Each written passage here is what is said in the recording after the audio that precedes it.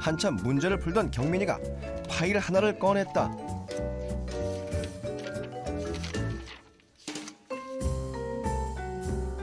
색색깔의 펜으로 알록달록 그림이 그려져 있는 노트. 단편 소설의 내용을 그림으로 정리해둔 것인지 한 장 한 장 소설 작품의 제목과 그 작품에 관련된 메모들이 눈에 띈다. 이거요. 문학 작품 볼 때 쉽게 보려고 인물이랑 사건 위주로 정리한 구조도예요. 아, 문학 작품 공부할 때는 이런 그림을 그려서 공부해요? 네. 이렇게 공부하면요. 좀 눈에 한눈에 들어오고 좋아요. 근데 이게 사실 제 게 아니고요. 수민이 거거든요. 네. 제가 언어 영역 점수가 안 올라서 고생을 좀 했거든요. 그러니까 수민이가 이렇게 하면은 성적이 오른다고 저 빌려줬었어요. 고2 3월 모의고사에서 언어 영역 3등급을 받았던 경민이. 유난히 어려웠던 문학 문제 때문이었다. 그래서 더욱 신선하게 다가왔던 수민이의 문학 작품 구조도.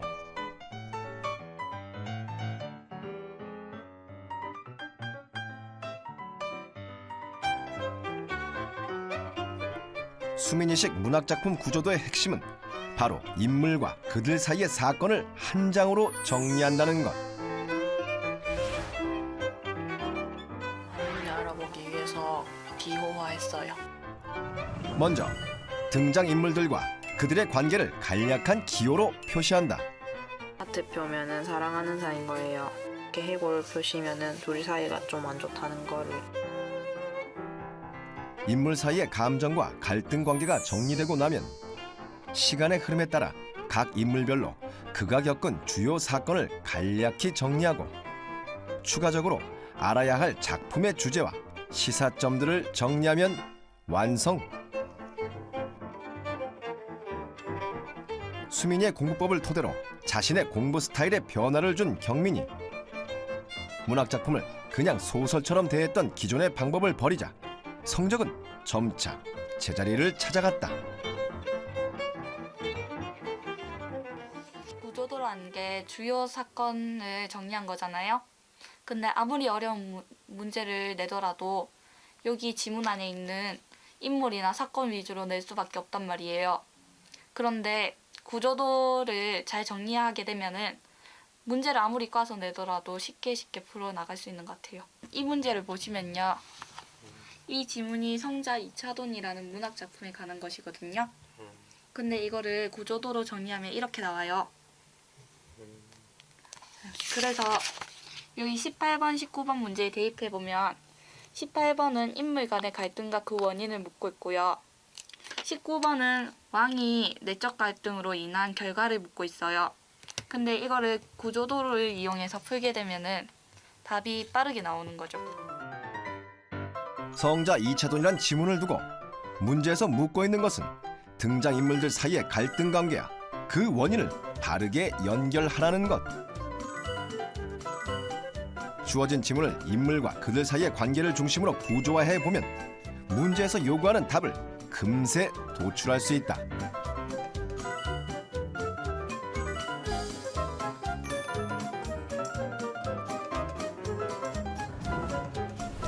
또 한 인물의 내적 갈등에 의한 사건의 전개를 찾는 문제도 구조도를 이용하면 쉽게 해결할 수 있었다. 수민이의 공부법 덕분에 문학 작품을 체계적으로 바라보게 되면서 6월 모의고사에서는 다시 1등급을 회복. 경민이는 지금까지 안정적으로 그 성적을 유지할 수 있었다. 이번에는 소설 지문에 도전한 승영군.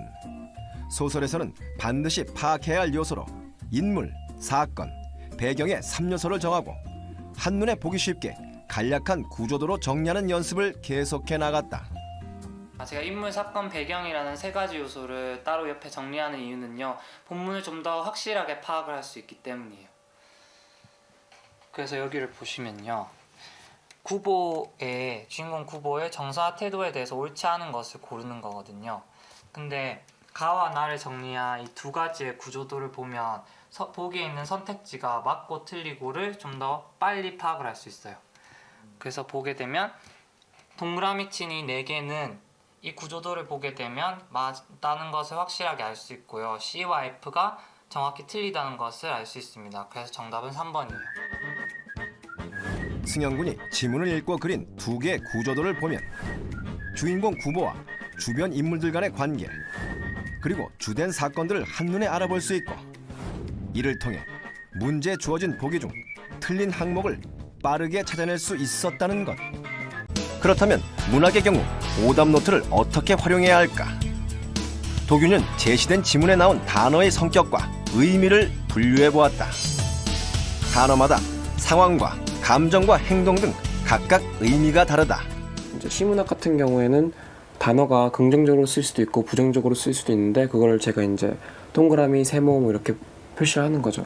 그러니까 뭐 예를 들어 가지고 여기 이 문제를 보시면 이제 아지랑이나 애기구름 같은 경우는 긍정적인 의미로 사용했다 생각해서 이제 동그라미를 쳐놓는 거고, 이제 여기에 뭐 손님이 없다, 비기운 이렇게 뭐 어둡고 이제 뭐 약간 뭐 부정적이고 약간 뭐 그 안 좋은 쪽의 이미지는 이제 세모로 표시하고.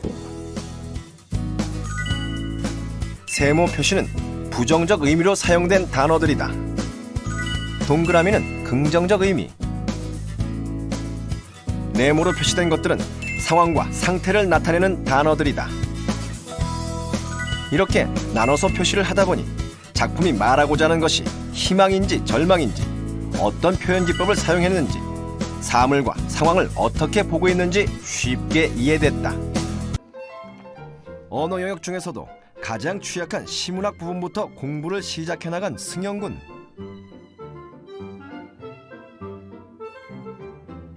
하지만 지문을 체계적으로 분석하고 이해한다는 것은 그리 쉬운 일이 아니었다. 무엇을 어떻게 분석해야 하는지부터가 숙제였다. 분석을 하는 항목 같은 거 정하는 거에서도 많이 문제가 있었고, 분석하는 시간을 어떻게 또 분배를 해야 될까 이런 문제도 있었고, 문제를 풀고 나서 분석을 해야 되는 건지 아니면 문제 풀기 전에 제가 먼저 분석을 하고 문제를 풀어야 되는지, 그런 면에 있어서 많이 고민을 했고 적응을 해 나가는 과정도 좀 만만치 않았던 것 같아요. 그때 승현군이 선택했던 방법은 바로 해답지의 풀이 방식을 참고하는 것. 어떤 것을 기준으로 지문을 분석했는지 여러 문제집의 해답지들을 고루 살펴보며 시문학에서 공통적으로 반드시 파악해야 하는 요소들을 하나하나 찾아나가기 시작했다. 그 결과 문제마다 지문은 달라도 그 지문을 분석할 때는 공통적으로 반드시 파악해야 할 요소들이 몇 가지로 정해져 있음을 알 수 있었다. 어떤 요소를 중점적으로 파악해야 되는지 몰라서 처음에 답지를 보게 됐거든요. 너무 뭔가 문제를 풀 때 답답한 면들이 많아서. 그래서 보게 됐는데, 답지를 보다 보니까 여러 종류의 문제집마다 주제라던가 시어의 의미, 분위기, 화자의 정서나 태도 같이 중요한 것들은 늘 빠짐없이 해설에 등장하더라고요. 시문학 지문에서 반드시 파악해야 할 요소들로 주제, 시의 주된 분위기와 화자의 정서, 그리고 중요 시어, 이렇게 4가지 항목을 선택한 승현군. 시문학 문제를 풀 때는 먼저 지문 옆에 4항목들을 적은 후 해당 지문을 읽고 생각하며 스스로 그 항목들의 답을 하나하나 채워보려고 노력했다.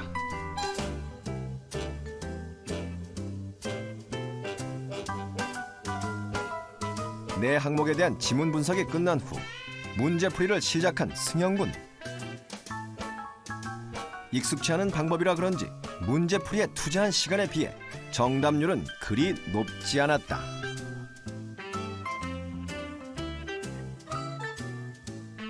하지만 전처럼 실망의 한숨을 쉬고 있는 대신 틀린 문항은 왜 틀렸는지, 맞는 문항에도 혹시 착각한 내용은 없는지 해답지의 해설을 자신의 분석 옆에 적어보며 꼼꼼히 비교하고 공부해 나가는 과정을 잊지 않았다. 이렇게 분석하는 연습을 꾸준히 하다 보니까 시에서 중요한 요소들이 뭔지도 알게 되고, 문제가 요구하는 바도 명확히 알게 되어서 다음에 시를 만나게 되고 또 분석하게 됐을 때 좀 더 자신감이 생기게 된 것 같아요. 언어 영역에서 가장 중요한 것은 지문의 내용을 정확하게 이해하는 것이다. 그래서 경은 양이 선택한 방법은 바로 그림이었다. 이게 제가 고등학교 때 공부했던 작품들이에요. 제가 그림을 그리게 된 이유는 어떤 책에서 고대 로마인들이 연설을 준비할 때 어떤 이미지로서 연설을 외웠다는 내용을 읽은 적이 있었기 때문이에요. 그래서 그런 것에 착안을 해서 저도 그림을 그리게 되었고, 그림을 그림으로써 공부를 하는 과정이 지루하지 않고 또 단순히 이게 글을 쓰면서 외우는 것보다 훨씬 더 효과적으로 잘 암기할 수 있었어요. 문학 지문의 경우에도 경은 양은 도식화로 본문의 내용을 정리했다. 특히 시 같은 경우 상징적이거나 함축적인 언어를 알기 쉽게 정리하는 것이 포인트다. 도식화는 지문의 전체적인 골격과 거기에 중요한 부분을 가져다가 조금 더 보기 좋게 글의 구조가 한눈에 파악될 수 있게 그려놓은 거예요. 이 과정을 거치면 이 지문을 보았을 때 이 지문을 보다 더 빠르고 정확하게 파악하는 데 도움이 돼요. 그러던 어느 날 평소와 다름없는 문학 수업 시간이었다. 아무리 열심히 수업을 들어도 이해가 되지 않는 시의 세계. 시를 뭐라고 생각해요? 우리 보충 수업 시간에 기훈군은 막막하기만 했다. 자, 선생님이 이방 교실에 가서 아주 신기한 현상을 봤어요. 자, 여러분들이 공부하는 요 교재에 이렇게 그림을 그려놨어요. 선생님이 보여준 건 시의 내용을 그림으로 표현한 것. 그 순간 기훈군은 뭔가 깨달았다. 2단계까지는 그림을 그리며 시를 이해했다면 이제는 글로 표현해볼 차례다. 세 번째 면에는 주제와 소재, 느낌을 적어보는데 참고서를 보지 않고 스스로 분석해야 한다.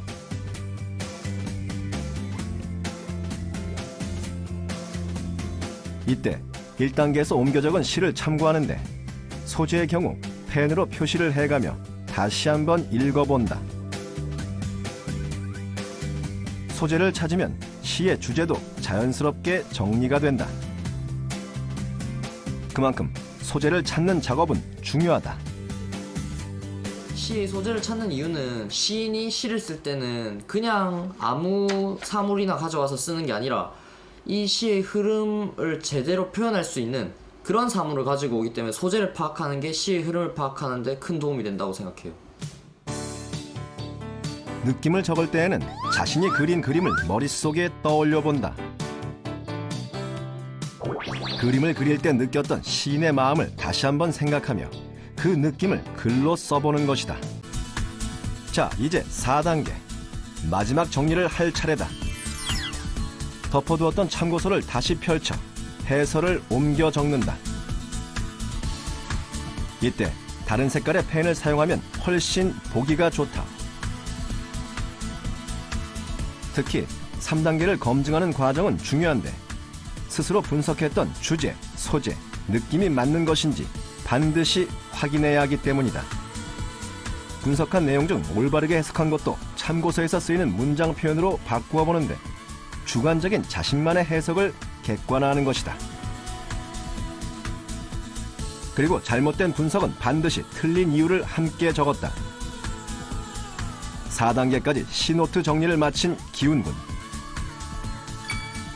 스스로 시를 분석한 3단계와 참고서의 해설을 토대로 한 4단계를 비교해보면 시를 제대로 이해한 건지 한눈에 알 수 있다. 특히 느낌을 비교하며 공부하는 게 시를 파악하는 데 큰 도움이 됐다. 소재 주제 느낌이 맞았을 때는 아 내가 정말 잘 파악했구나 라는 뿌듯함이 느껴지고 아 내가 시인이 된 것 같은 그런 느낌이 들어요.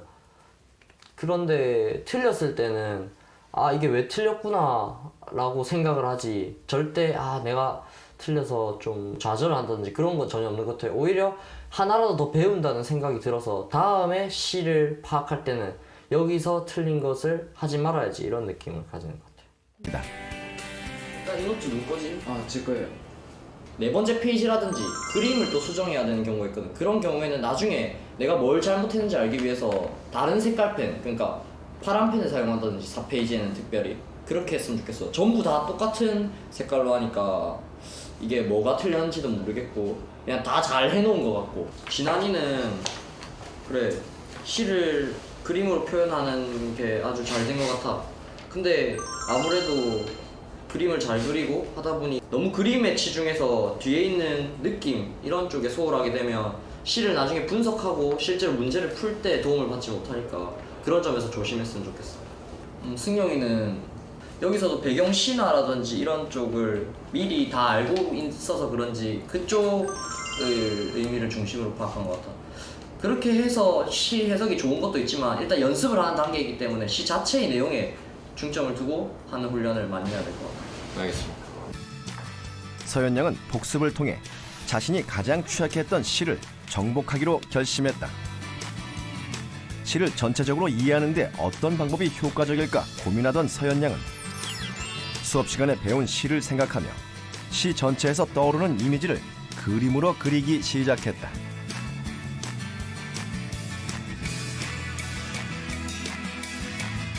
산새도 날아와 울짖지 않고 구름도 떠가고 오지 않는다라는 표현이 있기 때문에 이렇게 화자와 단절된 모습을 그리기 위해서 화자와 멀리 이렇게 그림을 그렸고, 그리고 어스름한 황혼을 그리기 위해서 이렇게 해와 달을 표현을 하게 되었고, 화자와 그림은 같이 있는 것이 아니라 멀리 떨어져 있기 때문에 화자와 같이 있지 않다라는 표시를 하기 위해 이렇게 X자 표시를 그리게 되었습니다. 하지만 모든 시를 그림으로 표현할 수는 없었다. 그래서 공부한 내용 중 기억나는 모든 것을 정리해 보기로 했다.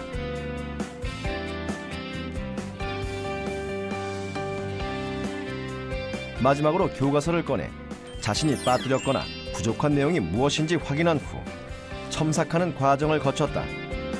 그리고 이 과정에서 시를 전체적으로 보는 눈이 생기기 시작했다. 두 학생에게 자신의 시 공부법을 소개한 서현 양. 서현 양의 공부법은 두 학생에게 어떤 변화를 일으킬까?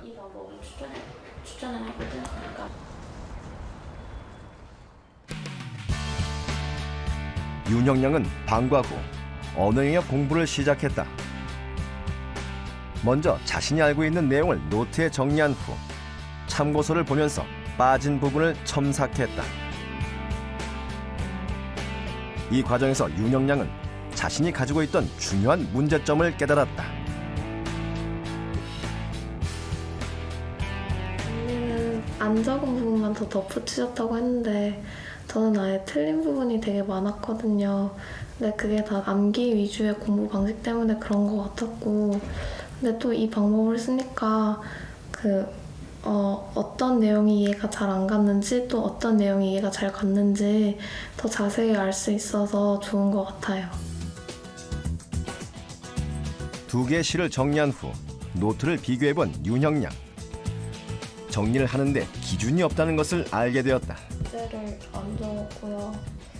여기서는 막 운율감 형성되는 것도 다 적고 그랬는데 그런 거 하나도 안 적었고, 여기는 주제도 찾아서 썼는데 여기는 주제도 안 적었고, 그런 거 보니까 뭐 단지 기억나는 대로만 쓰는 게 아니라 좀 다른 방법이 있어야 될 것 같기도 하고 그래요. 자은 양 역시 언어 영역 공부를 시작했다. 참고서를 덮은 후 복습을 시작한 자은 양. 시 원문을 꺼내 자신이 알고 있는 모든 내용을 꼼꼼히 채워나갔다. 정리가 끝난 후 자은 양은 참고서를 다시 한번 공부하면서 자신이 빠뜨린 내용을 첨삭했다.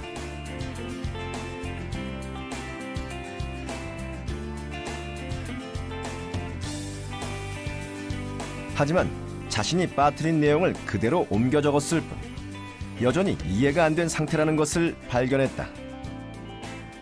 이렇게 이해가 안 되는 부분들은 이제 다른 방법이 없으니까 그냥 계속 암기를 해야 되는 건지 아니면은 또 다른 방법이 있어서 제대로 이해할 수 있을지 그게 잘 모르겠어요.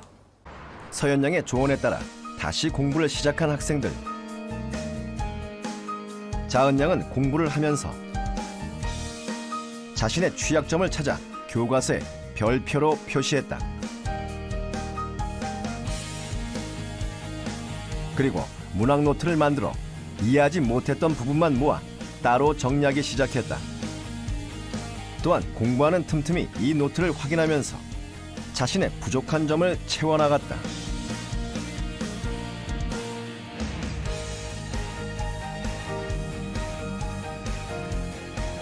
노트 정리를 통해 자신의 공부법에 어떤 문제가 있었는지 확실하게 알게 된 자은 양.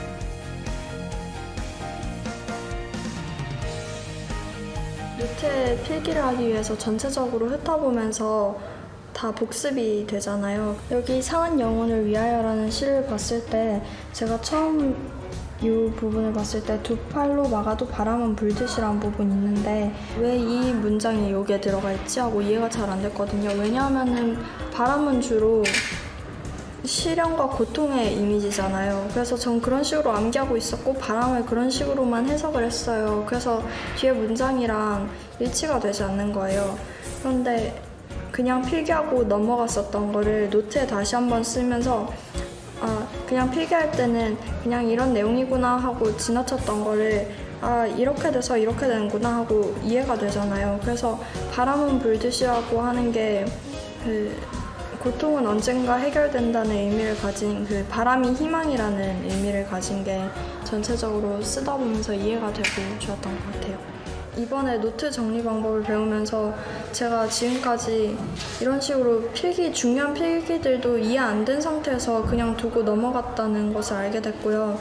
그리고 노트 필기를 하면서 그날 배운 걸 바로바로 복습할 수 있고 그러면은 제 것으로 이해도 잘 되고요. 노트가 작으니까 또 자주 들고 다니면서 볼 수 있어서 시험 때도 기억이 잘 날 것 같아요. 윤형양 역시 공부를 시작했다. 서현양에게 노트 정리의 기준에 대해 조언을 얻었던 윤형양. 서현양의 조언대로 시의 특징, 주제, 시어의 의미 세 부분으로 노트를 정리하기 시작했다. 정리의 기준이 명확해지다 보니 내가 무엇을 빠뜨렸는지 확실하게 알 수 있었다.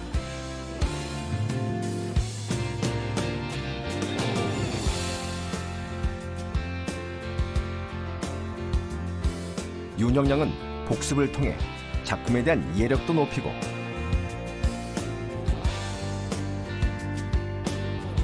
시문학에 대한 자신감도 회복할 수 있었다.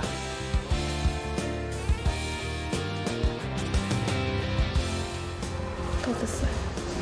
이렇게 카테고리별로 나눠서 정리하겠다고 생각하니까 이제 교과서 다시 한번 읽을 때 어떤 내용을 봐야 하는지 더 잘 알고 한번 다시 썼을 때 이렇게 기억 안 나서 다시 빨강색으로 썼던 부분이 많이 줄었고 그다음에 이렇게 쓰니까 훨씬 더 보기 좋아져서 복습할 때 더 좋은 것 같아요. 전에는 그냥 선생님이 가르쳐주신 거 그 교과서 내용 그대로 그냥 보면서 베껴 썼거든요. 근데 이런 식으로 제가 외워서 하니까 어느 점이 취약하고 또 제가 어느 점이 내용 이해가 잘 안 되는지 더 알 수 있어서 좋은 것 같아요.